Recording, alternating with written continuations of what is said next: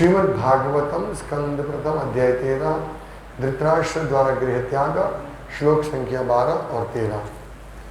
इत्युक्तो धर्मराजेन सर्वं ततः समवर्णयत् यथानुभूतं क्रमशो विना यदुकुलक्षयम् इति। इस प्रकार उक्तः पूछे जाने पर धर्मराजेन राजा युधिष्ठिर द्वारा सर्वं सब कुछ ततः यह समवर्णयत् ठीक से वर्णन किया, यथा अनुभूतम जैसा उसने अनुभव किया था, क्रमशः एक के बाद एक, बिना रही यदुकुल क्षयम, यदुकुल का विनाश। अनुवाद। महाराज युधिष्ठिर द्वारा इस तरह पूछे जाने पर महात्मा विदुर ने क्रमशः सब कुछ कह सुनाया जिसका उन्होंने स्वयं अनुभव किया था, केवल यदुवंश के विनाश की बात उन्होंने नहीं कही। आज का पारण वाला श्लोक, श्लोक संख्या 13, शब्दार्थ अनुवाद तात्पर्य श्री श्रीमती भक्तिवेदांत स्वामी श्री प्रभुपाद द्वारा। नन्व प्रियं दुर्विषहं नृणां स्वयमुपस्थितं नावेदयत् स करुणो दुःखितान् द्रष्टुमक्षमः। शब्दार्थ। ननो निश्चय ही अप्रियम अप्रिय दुर्विषहं असह्य नृणाम मानव जाति का स्वयं अपने ढंग से उपस्थितम प्राकट्य न नहीं आवेदयत व्यक्त किया सकरुणः दयामय दुखितान दुखी जनों को द्रष्टुम देखने के लिए अक्षमः असमर्थ। अनुवाद। दयावान महात्मा विदुर पांडवों को कभी भी दुखी नहीं देख सकते थे, अतएव उन्होंने इस अप्रिय तथा असह्य घटना को प्रकट नहीं होने दिया, क्योंकि आपदाएं तो अपने आप आती है।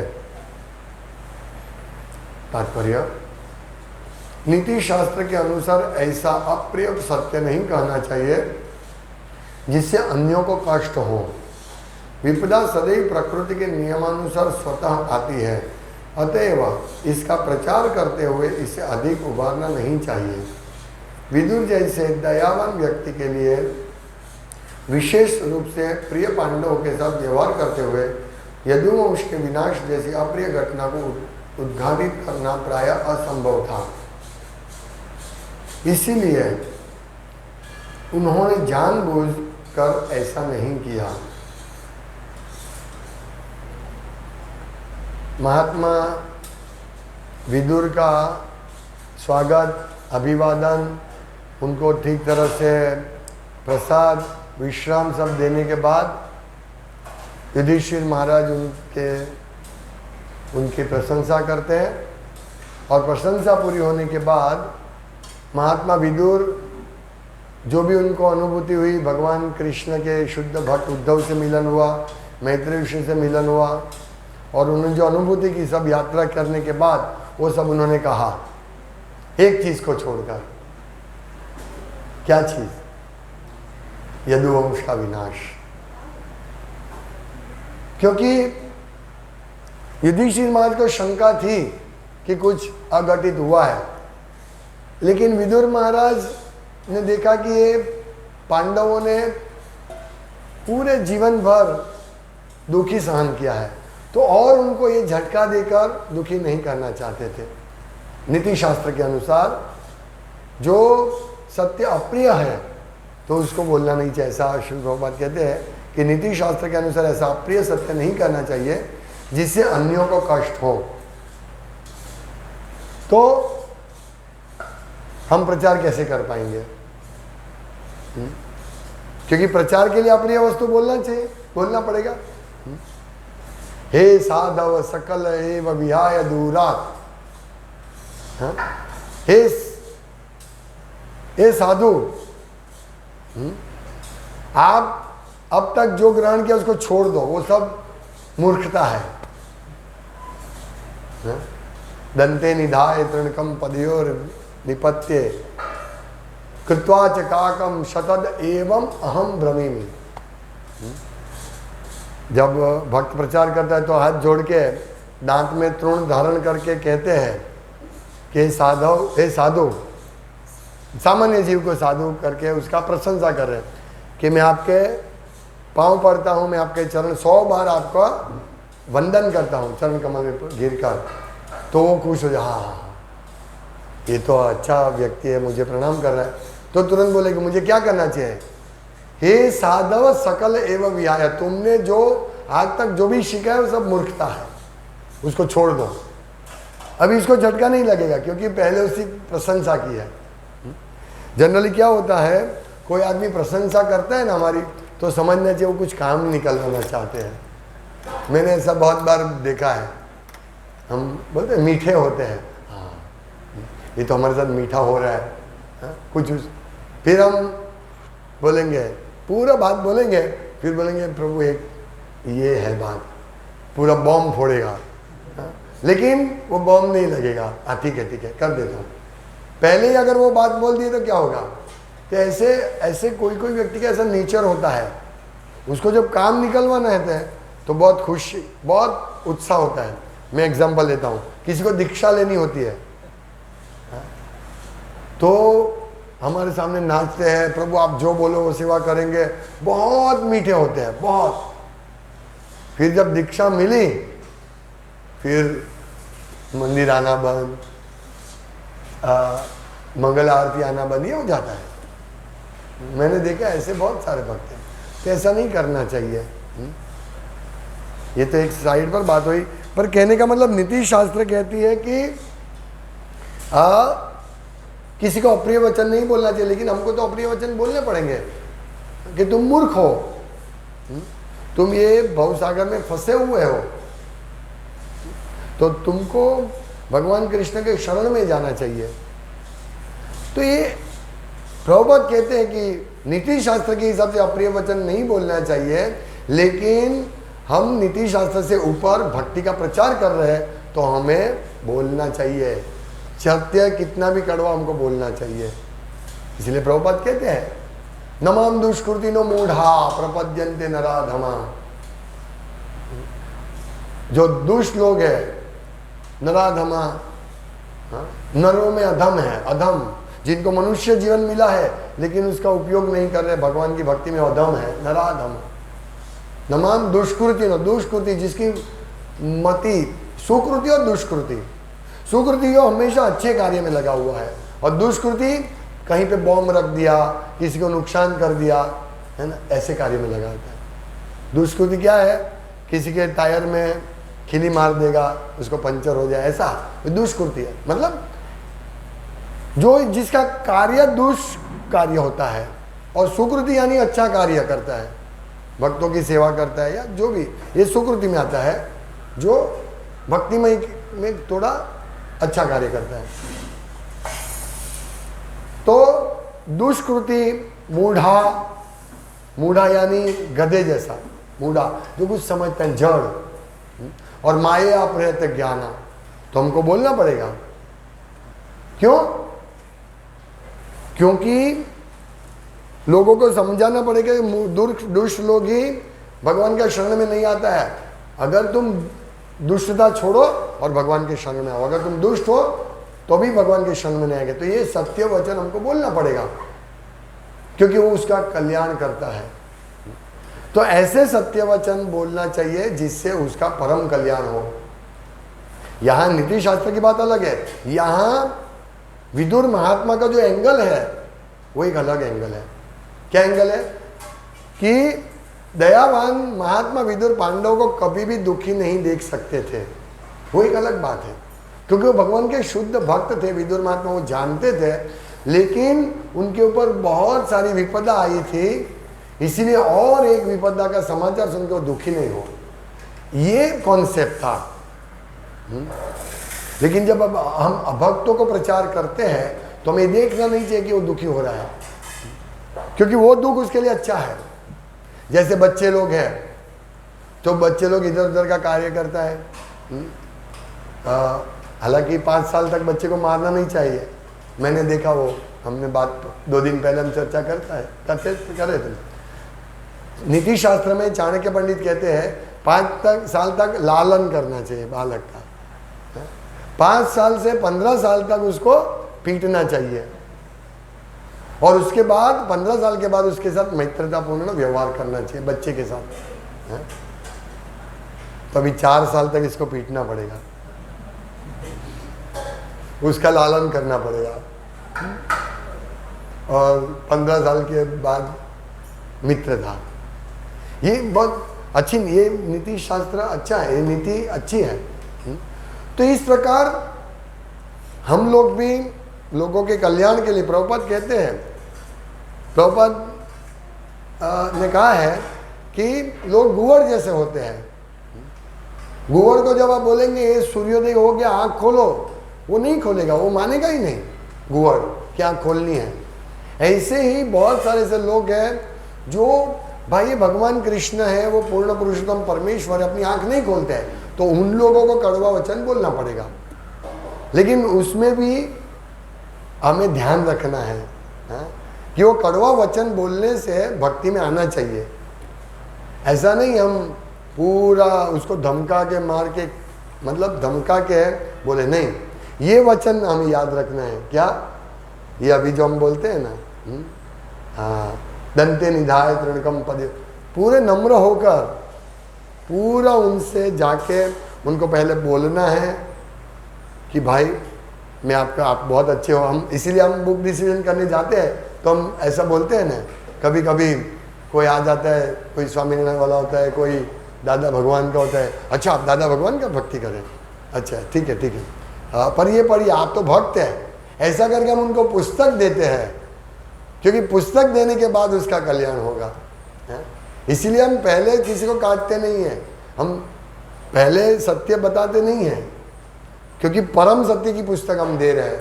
भगवान कृष्ण के बारे में श्रील प्रभुपाद ने जो लिखा वो पुस्तक दे रहे हैं, फिर उसका कल्याण होगा। तो इस प्रकार हमें सत्य को प्रकट करना चाहिए, लेकिन संभाल कर। ये श्लोक के हिसाब से कि पहले दंते तृणकम पदियो निपत्य, तो इस प्रकार करना चाहिए। क्यों ऐसा करना चाहिए, मतलब यहाँ विदुर महात्मा ने क्यों नहीं कहा, क्योंकि नावेदयत स करुणो दुखितान द्रष्टुम क्षमा, क्योंकि वो दुखी जन थे, उनको इसीलिए नहीं बताया कि स्वयं उपस्थितम, ये महत्वपूर्ण क्या बात है, स्वयं उपस्थितम, क्या दुर्विषहम असह्य अप्रियम, निश्चय ही अप्रियम वस्तु या नन्व प्रियम दुर्विषहम, जो प्रिय चीज नहीं है और अप्रियम दुर्विषम, असह्य चीज है और प्रिय चीज नहीं है, उसको होने ही वाली ये घटना, इसीलिए उन्होंने पांडव दुखी ने इसलिए नहीं बताया। महात्मा विदुर ये नीति शास्त्र को चल रहे थे कि वो बहुत दुखी थे, और क्यों ऐसा नहीं किया, क्योंकि जो आपदा है वो तो अपने आप आती है, आपदा अपने आप आती है।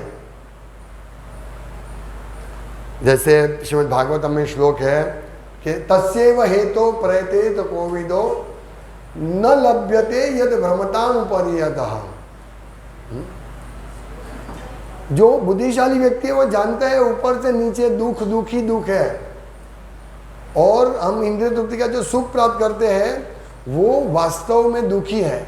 वो हमें पूरे ब्रह्मांड में घूमने के बाद वो तो सब मिलता ही है, तो उसके लिए प्रयास नहीं करता है बुद्धिशाली व्यक्ति।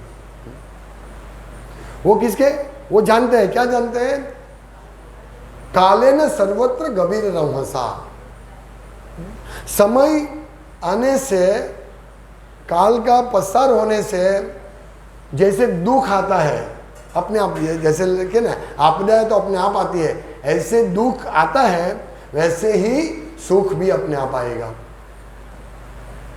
तो इसीलिए बुद्धिशाली व्यक्ति को दुख में दुखी नहीं होना चाहिए और सुख में सुखी नहीं होना चाहिए, ये महत्वपूर्ण चीज है। और भक्त कभी उसको खजाना मिल जाएगा तो वो सुखी, ओह मेरे पास बहुत बड़ा खजाना है, नहीं, वो निष्पक्ष रहता है। उसको भगवत गीता में कहते हैं ना भगवान कि उसको कंकर मिले या सोना मिले, उनके लिए समान है। तो हमको वही लेवल पर पहुंचना है। हाँ? अभी हम कैसे हैं, थोड़ी सी आपत्ति आ गई हम दुखी हो गए, नहीं। हमारा कोई निंदा करते हम दुखी हो गए, हमारा कोई गुणगान करते हाँ मेरा गुणगान किया बहुत अच्छा, सुखी हो गए। ऐसा नहीं होना चाहिए। यही सीखना है हमें भगवत गीता से, भागवतम से, कि निंदा और स्तुति में हाँ, हमें समान रहना है। तो तभी हम भक्ति में आगे प्रगति करेंगे, क्योंकि हमारी निंदा तो होती रहेगी, हाँ? हमारी स्तुति भी होती रहेगी, और स्तुति करने वाले ही निंदा करेंगे। हाँ? ऐसा चलता रहता है। सामने कोई निंदा नहीं करेगा, इसको बोलते निंदा, पीछे। तो जो निंदा करते हैं उसको मालूम नहीं कि बहुत बड़ा अपराध कर रहा है। और जो स्तुति कर रहा है, यदि वो स्तुति उसके हृदय में नहीं है, ऐसे ही बोल रहा है अच्छा दिखाने के लिए, हाँ, तो वो भी ठीक नहीं है। उसको अति स्तुति बोलते हैं, अति स्तुति, जो एक अपराध है, अति स्तुति करना भी। एक बार क्या हुआ, परम पूज्य भक्ति विकास महाराज का गुणगान गा रहे थे व्यास पूजा में। तो एक भक्त ने बोल दिया कि महाराज आपकी वजह से मायापुर में इतने डेवलपमेंट हो रहा है, और आपकी वजह से ये हुआ।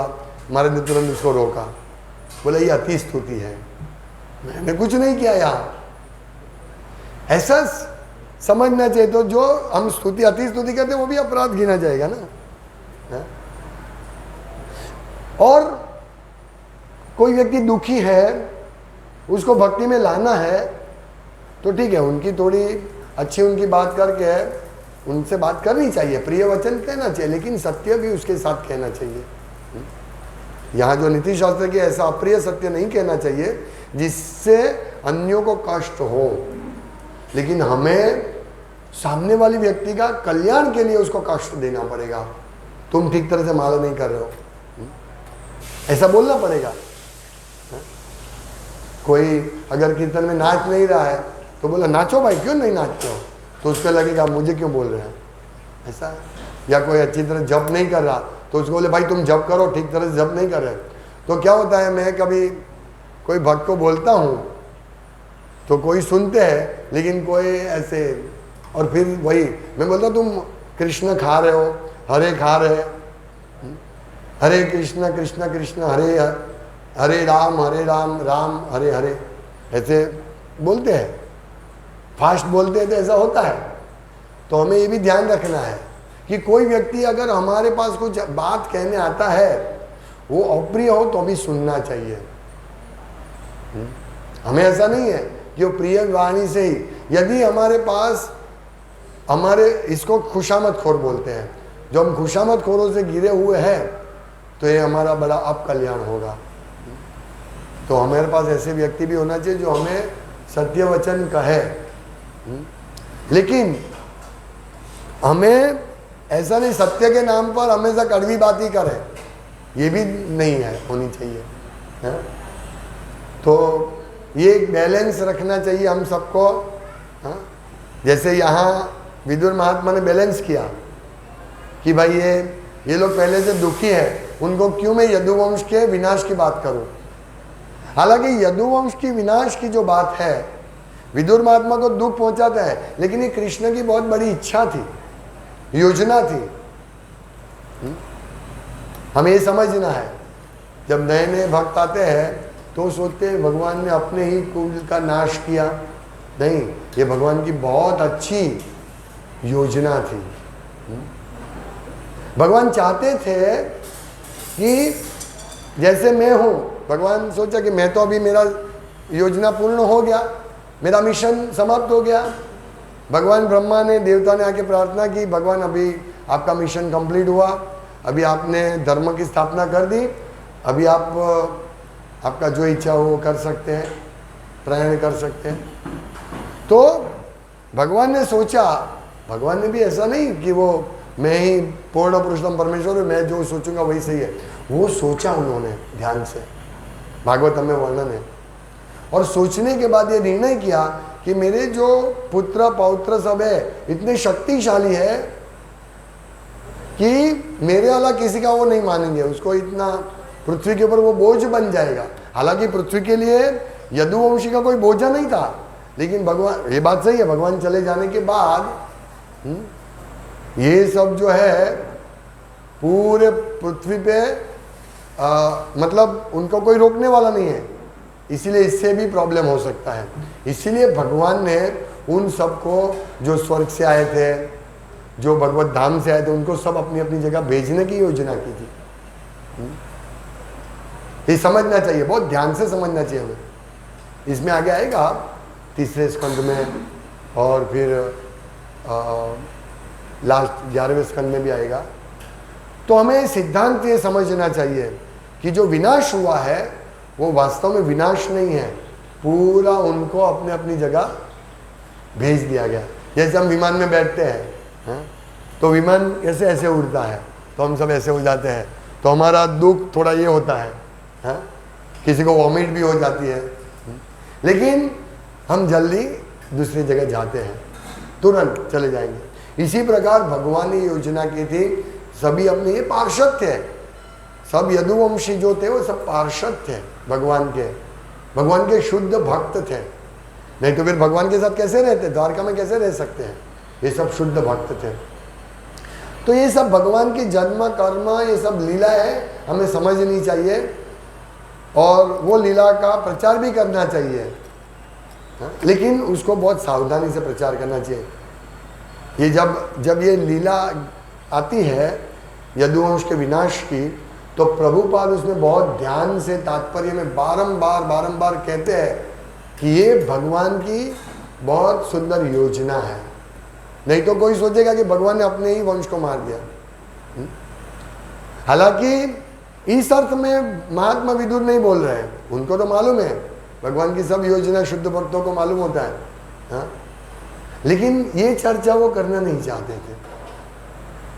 ये दुख भरी स्टोरी है ना, कि भगवान का तिरोभाव हुआ, अरे सॉरी, भगवान इस धरा से चले गए, वो भक्त बोल ही नहीं सकते। हालांकि भगवान के स्मरण में, भगवान के चिंतन में, श्रवण कीर्तन में वो कभी भी भगवान की गैरहाजिरी नहीं महसूस करते थे।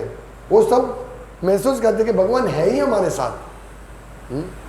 लेकिन ये सब चर्चा करते उनको दुख लगता है ना, दुख लगता है कि भगवान चले गए।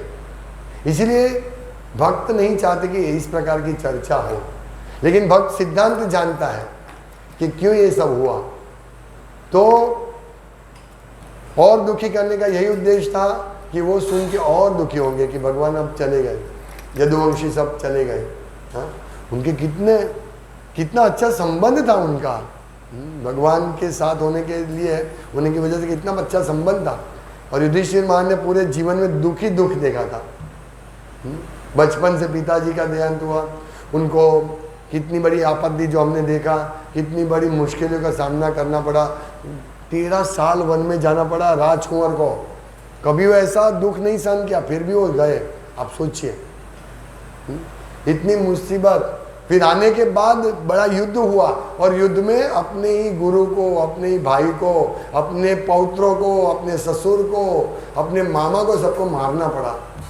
अब सोचिए युधिष्ठिर महाराज की क्या स्थिति थी। हालांकि कंप्लीट भगवान की योजना थी, और इस योजना में युधिष्ठिर महाराज, अर्जुन का बहुत बड़ा भाग था, पार्ट था। जैसे हम लोग दुखी होते हैं, मंत्रा की बात हम नहीं करते हैं, है ना, कि मंत्रा ने, हम सोचे वो चीज ही नहीं रहे। जब हम मंत्रा का पढ़ते हैं रामायण में, ओ मंत्रा नहीं होती तो कैसा अच्छा होता है, ऐसा लगता है ना हमको। ये भी एक भगवान का स्मरण की विधि है कि हम नहीं चाहते कि भगवान राम को वनवास मिले, इसीलिए हम नहीं चाहते कि मंत्रा की बात सुने। लेकिन मंत्रा की वजह से पूरा ये हुआ।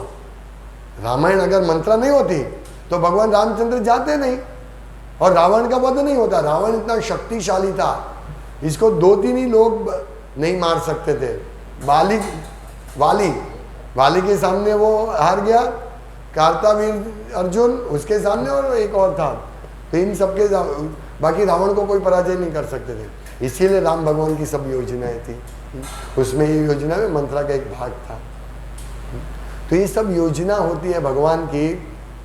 लेकिन हमें इसके साथ एक और हमारे जीवन में जो भी घटना बनती है उससे हमें हमारे पूर्व जन्मों के कर्मों को समझ कर, मतलब कर्मों का परिणाम है। चाहे वो अच्छी योजना हो, हमारे साथ अच्छी घटना बने या बुरी घटना बने, चाहे हमारे पास लाखों रुपया आ जाए तो चाहे हमारे पास बहुत बड़ा दुख आ जाए, ये दोनों घटनाओं में हमें समझना चाहिए ये भगवान की योजना है और हमें भगवान के प्रति जल्दी आगे लाने के लिए। कभी कभी हमें भक्ति में हम आते हैं तो हमारे पर बहुत दुख आता है। जैसे आपने बताया था कि मैं माला करता तो मुझे गुस्सा आता है, गुस्सा बढ़ता है, ज्यादा माला करता तो गुस्सा बढ़ता है। तो क्यों ऐसा होता है? क्योंकि हमारा मन जो है वो नहीं चाहते हैं कि हम भगवान की भक्ति करें। क्यों? क्योंकि हमारा मन करोड़ों जन्मों से यही इंद्रिय तृप्ति के पीछे लगा है, और भक्ति करना यानी इंद्रिय का कंट्रोल करना तो मन नहीं चाहता है। इसीलिए मन फाइटिंग करता है मन अपने से। जो आत्मा और बुद्धि, बुद्धि चाहती है भाई माला करो हमारा कल्याण होगा, मन नहीं चाहता है, मन नहीं चाहता है। तो इसी प्रकार हमारे जीवन में जो भी घटनाएं आती है, बुरी भी घटना आती है, तो हमें यही सोचना चाहिए कि मन हमको बोल रहा है कि ये बुरी घटना है। बाकी इस जगत में भक्तिविनोद ठाकुर कहते हैं कोई भी कोई बोलता है कि ये अच्छा है ये बुरा है, तो वो अज्ञान है। ये कितना अच्छी शिक्षा है। तो हमारे पास करोड़ों रुपये आ जाते हैं और हम सोचते हैं देखो मैंने मेहनत किया, करोड़ों रुपये आ गया, अभी मैं शांति से भक्ति करूंगा, तो ये भी अविद्या है। और हमारे जीवन में बहुत दुख आ गया, हम सोचा हमारे जीवन में दुख ही दुख है, इससे अच्छा हम भक्ति नहीं करते तो सुख रहता, ये भी अविद्या है। ये हमारा जो शरीर है अविद्या जाल, हम क्या बोलते हैं शरीर अविद्या जाल, जड़ेंद्रिय ताहे का, ये इंद्रिय जड़ है। उसको क्या है, उसको क्या है, उसको कुछ मालूम नहीं है। जैसे बच्चे लोग हैं, वो बच्चे को क्या मालूम है क्या करना चाहिए क्या नहीं करना चाहिए, तो पिता उसको डांट के ऐसा मत कर, वैसा कर, ऐसा मत कर। बच्चा क्या बोलते हैं, नहीं नहीं मैं ऐसा ही करूँगा। जैसे प्रभुपाद ने एग्जाम्पल दिया है ना, प्रभुपाद के उनके बेटे ने बोला, प्रभुपाद बोला तुम पंखे में उंगली मत डालो, नहीं मैं डालूंगा, मत डालो, नहीं डालूंगा, मत डालो। 3 बार बोला प्रभुपाद ने, बोला डालो, चौथी बार बोला डालो, तो उंगली डाला, कट गई। ओ जीवन में वो डालेगा नहीं। तो शिक्षा ये प्राप्त करनी हमको कि हमारे जीवन में अगर दुख आता है तो हमें समझना चाहिए कि दुख हमारे कर्मों की वजह से आता है, लेकिन भगवान कृष्ण ने इसको कम करके भेजा है। यहाँ जैसा लिखा है ना, क्योंकि आपदाएं तो अपने आप आती है, ये बहुत महत्वपूर्ण बात है। आपदाएं आती है, जैसे प्रहलाद महाराज कहते कि दुख आता है, हाँ? दुख आता है, कोई नहीं चाहता फिर भी दुख आता है ना, इसी प्रकार कोई भी नहीं चाहेगा फिर भी सुख आएगा। तो दुख के बाद सुख आता है, सुख के बाद दुख आता है, लेकिन हम सुख दुख के पीछे नहीं है, हम भगवान कृष्ण के सुख के पीछे हैं। भगवान किससे प्रसन्न होंगे उसके पीछे हम लोग हैं, है ना। किस प्रकार हमारा दर्शन करके भगवान सुखी होंगे, हमें इसीलिए भगवान के सामने नाचना है, हमको हमें भगवान को सुखी करना है, हाँ? हमको भगवान को दुखी नहीं करना है। जैसे एक पिता अपने बेटे को शराब पीते हुए जुए खाने में भक्त की बात कर रहा हूँ, भक्ति नहीं करता तो दुखी रहता है, ओ हाँ? मेरा बेटा ऐसा है। इसी प्रकार भगवान को दुख लगेगा जब उनके अंश हम लोग भगवान की भक्ति नहीं करेंगे और इंद्रिय तृप्ति में लगेंगे। ओ बहुत मजा आ रहा है, हाँ बहुत अच्छा घर में हम रह रहे हैं, बहुत अच्छा खाना खा रहे हैं, तो भगवान सुखी नहीं उससे। यदि आप अच्छा प्रसाद खा रहे हैं, ये आप प्रसाद खा रहे हैं, आप भगवान की भक्ति करें, भगवान की सेवा करें, तो भगवान खुश होंगे। और हमारा कर्तव्य भगवान को सुखी करना, खुश करना, यही हमारे जीवन में होना चाहिए। हम दुखी हो या सुखी हो ये एक गौण चीज है। अभी गर्मी है, शुरुआत हो गई अप्रैल, अब ये ढाबा कितना तपेगा, अभी 9 बजे तो 9 बजे रात को कितना गर्म होगा, तो ये तो होता रहेगा। हमें इससे नहीं, दुख सुख के पीछे, ये भौतिक दुख सुख के पीछे नहीं जाना चाहिए। मात्रा स्पर्शास्त्र कौनते या शीतोष्ण सुख दुख दाहा, आगम पायनो नित्यम तांति दीक्षस्व भारत। ये चलता रहेगा। जिस प्रकार ठंडी और गर्मी आती है उसी प्रकार सुख और दुख आते हैं। ये सब इंद्रिय अनुभूति से होता है, इंद्रिय अनुभूति से। आप मुझे पैसा दे रहे हैं, तो आप दुखी हैं क्योंकि आप पैसा दे रहे हैं, मैं सुखी हूं क्योंकि मुझे पैसा मिल रहा है। तो आपकी इंद्रियों को तकलीफ हो रही है, मेरी इंद्रियों को सुख मिल रहा है। ये सब छोड़ना है हमको, इंद्रियों के सुख दुख को छोड़ना है। मैं कैसा लगता हूं, मैं कैसा अच्छा आदमी हूं ना, सब लोग ऐसे, मैं तो बहुत अच्छा आदमी हूं, मैं सबके लिए अच्छा करता हूं, ये इंद्रिय तृप्ति है। ऐसा सोचना भी, मेरी लोग प्रशंसा करेंगे, इंद्रिय तृप्ति है। मैं अच्छी तरह खाऊंगा पीऊंगा नाचूंगा कूदूंगा, इंद्रिय तृप्ति है। कृष्ण को केंद्र में रख के सब कार्य करो, तब हम ये सुख दुख से पर होकर युधिष्ठिर महाराज की तरह सब कुछ सहन करेंगे और अंत में हम भगवान को प्रसन्न कर सकेंगे। युधिष्ठिर महाराज से भगवान कितने प्रसन्न थे कि वो जब वन में गए तो भगवान कृष्ण आए उनको मिलने के लिए। सोचिए, सब जगह भगवान कृष्ण उनके साथ रहे थे, उनको मार्गदर्शन दिया था। तो इस प्रकार हमें जीवन में दुख आए सुख आए उसको टॉलरेट करना है, और साथ में हमारे टॉलरेट करके ऐसा नहीं, दुख आया अरे इतने दुख आते हैं चलो निकलो यहाँ से, मतलब हम भक्ति बंद करो। ये जितना भक्ति मैं करता हूँ, जितना प्रचार करता हूँ, दुगुना दुख आता है, और ये होता है। हाँ, जितना हम भक्ति में आगे बढ़ेंगे ना तो दुख आएगा। जैसे गुरु महाराज ने प्रवचन दिया था ना, कि हम लोगों को बोलते हैं आपका पैसा दे दो हमको, आप हमारे लिए काम करो और हम आपको क्या देंगे, तपस्या देंगे। चलो जल्दी उठो, ये तपस्या है। ठंडे पानी से स्नान करो, ये तपस्या है। 16 माला करो, ये तपस्या है। बाहर का मत खाओ, ये तपस्या है। हम आपको सुख नहीं दुख दे रहे हैं, और हम आपसे पैसा ले रहे हैं, धन ले रहे हैं, आपका सब कुछ ले रहे हैं। लाओ मुझे सब कुछ दे दो और मैं आपको देता हूं दुख। ये इसमें प्रवचन दिया था, दीक्षा 7 तारीख को प्रवचन दिया था। तो ये दुख वास्तव में दुख है क्या? नहीं, ये परम सुख है, परम सुख है।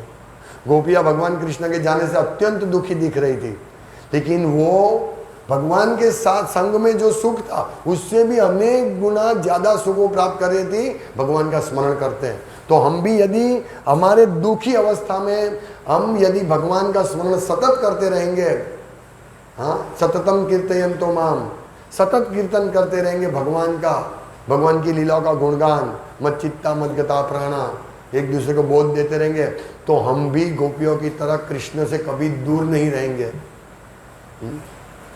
ये हमको शिक्षा इसमें दे रहे हैं। हरे कृष्ण। श्रीमद् भागवतम की जय, एकादशी महोत्सव की जय।